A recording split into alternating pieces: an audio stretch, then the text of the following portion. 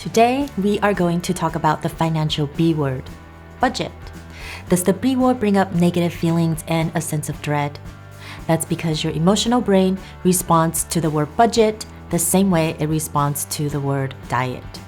The connotation is deprivation, suffering, agony, and depression. So it's not surprising to learn that 73% of Americans say they do not follow a budget. Budgeting and savings are the most important aspects of achieving financial independence. So in today's video, I will guide you through the steps to create a budget and provide some practical tips to help you stick to it. Before we dive in, I want you to get clear about your goals and your why. What's your reason for creating a budget and saving money? Dig deep and be as vivid and as specific as possible. Think about the things you most value and enjoy, because this is your North Star that can motivate you toward reaching those goals. Instead of a general goal like, I want to save money, be as specific as possible, like, I want to save $6,000 so I can provide for my new baby and create a better future for her. Instead of saying, I want to be debt-free, it should be vivid like, I want to save $10,000 so I have the freedom to quit the job I hate and pursue the dream job of becoming a travel YouTuber. I see myself sitting in an overwater bungalow and watching the sunset over the water in Bora Bora. And once you have your goal in mind, build a plan to save for that goal. Figure out how you will move around your money to make it happen. When you have a vivid and specific why, saving becomes a rewarding and noble goal to achieve instead of a punishment. For beginners, I would recommend starting with the 50-30-20 rule as a simple budget framework. Once you get into the habit and build up the muscle of budgeting, work up to the next level of putting more into savings. The 50-30-20 method allocates your after-tax income into 3 categories: needs, wants, and savings. First step is to calculate your monthly after-tax income. Say if your gross income is $5,000, for the sake of simplicity, let's assume your tax bracket is 15%. Then your after-tax income is $4,250. This is your starting point for budgeting. Allocate 50% of your after-tax income, which is $2,125 for needs.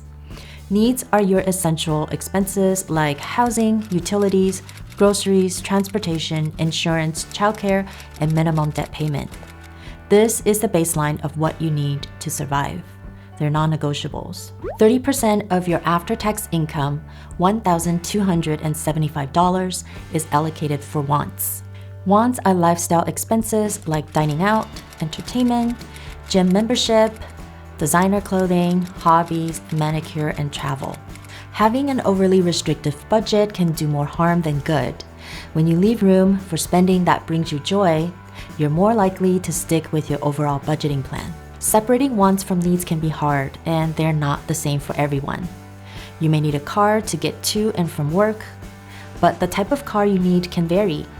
If your job requires driving around high-profile clients, a luxury car may be a need.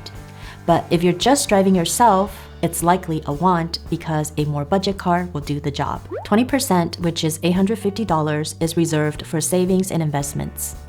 This includes contribution to your retirement accounts, emergency fund, and other long-term goals.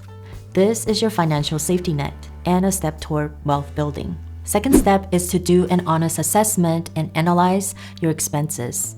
Review your credit card statements and take some time to understand where your money is going. If you have not looked at your credit card statement for a while, you may be surprised to find recurring payments for DoorDash Pass that you rarely use or a gym membership that you have forgotten. They are silently draining your bank account. Cancel those subscriptions and stop the bleeding. The third step is to write down every single one of your spending and put them into categories of needs, wants, and savings. If your needs exceed the 50% mark, you may need to dip into the wants portion of your budget for a while until you're able to cut down on expenses or increase your income. Maybe you can find a roommate to split your rent, limit how many days you eat out, and if you don't need 2 cars, sell one of them. And if you're renting out storage space for stuff you never use, end the lease and sell the clutter. Be more aggressive about cutting down discretionary spending.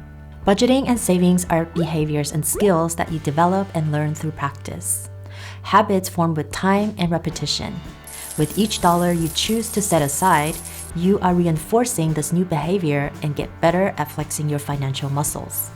As you get more comfortable at budgeting, find ways to cut back on the categories you spend a lot of money on. Try to figure out how you can move money around and put more money towards savings and investment. History has proven that Americans are capable of saving money. The data from the Federal Reserve showed that during the pandemic, household savings surged across America to as high as 33.8%. While many expected financial hardship, the reality was quite the opposite. There was a sudden shift in lifestyle that allowed for a significant portion of the income to be redirected towards savings. And if we're able to keep up with the same discipline, we can for sure put more money into savings. Then with the reopening, household savings started trending back down. We are surrounded by irresistible temptations. It's easy to be fooled into spending more than we anticipate by emotions, clever advertising, sales, and shiny objects. And that's why it's important to have a specific and vivid goal as your North Star to help you stick with the spending plan. Finding the money to save is tough, especially when you're on a tight budget. But it's important to start putting anything, even just a small amount, toward your future. We can use psychology to train our brain to save. And here are 7 ways to trick ourselves into saving money. Tip number 1, automate your savings. Set up automatic transfer into savings and investment accounts every month. This habit of paying yourself first will help you develop the habit of savings without any thought on your part. And tip number 2, reframe how you think of purchases.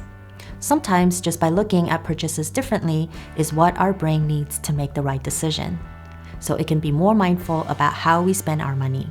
And there are 2 ways to reframe your thinking. You can take a stranger test. For example, if you see a beautiful dress at the store that's $80, it's calling your name and you have to have it.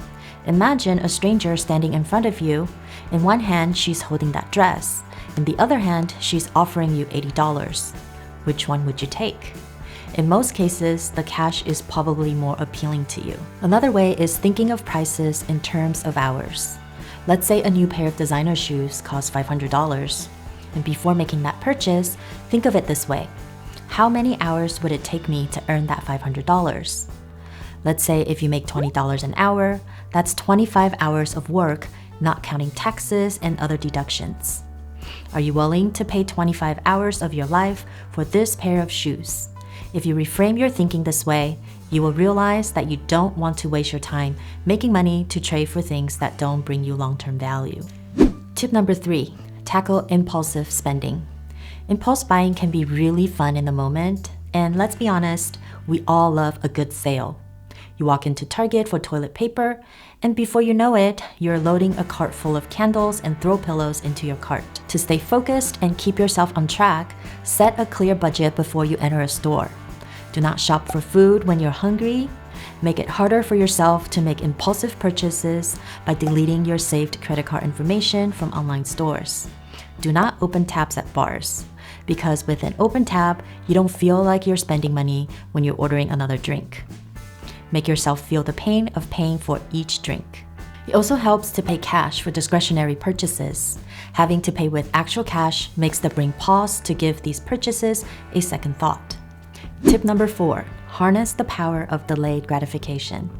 Resist the urge of impulse shopping by choosing to wait until later to make a purchase. Instead of buying it right now, I would say, Fine, let's sleep on it. And force myself to take a step back. And if I still want it the next day or next week, I would then go buy it. But more often than not, the desire to buy that thing just subsides. It's also helpful to create a wish list for yourself and make purchases after you saved and put aside the money for it. Tip number 5, pretend you make less money. Intentionally live below your means even after you make more money. Consider what you truly need to lead a fulfilling life, rather than what you can afford based on your income level. That way, you will have more money available to set aside for the future. Lifestyle creep is a real phenomenon. We've all heard of high-profile athletes or celebrities that went broke despite making millions and millions of dollars. Tip number 6, obsess over your goals. Earlier, I asked you to think of your reasons for savings and come up with a specific and motivating why. But goals can wither away in our mind. or we can get distracted by all the temptations around us. To remain focused on your goals, obsess over it to help yourself stay on track. If your goal is to save for a down payment of a house, attend open houses, or browse on Redfin or Zillow to remind yourself of your goal. If you're saving for a European vacation, look at pictures and YouTube videos of your dream destination to reignite that desire. With a motivating goal in mind, it's easier to say no to dining out at a fancy restaurant and say yes to putting that money aside, saving for your goal. Tip number 7, celebrate your small successes. Part of the psychology of saving requires that you stop and smell the roses. Celebrate your progress can provide a sense of accomplishment and a boost of dopamine. Even if it's only a small step forward, this will help keep you on track. When you reward yourself for sticking with a new habit, your brain begins to associate that habit with something positive. So when you achieve a savings milestone, give yourself a small reward. You can indulge in your favorite dessert, or treat yourself to a small purchase you've been delaying. Everyone's financial situation is unique. Remember that you're trying something new, so be patient with yourself because creating a new habit takes time and discipline.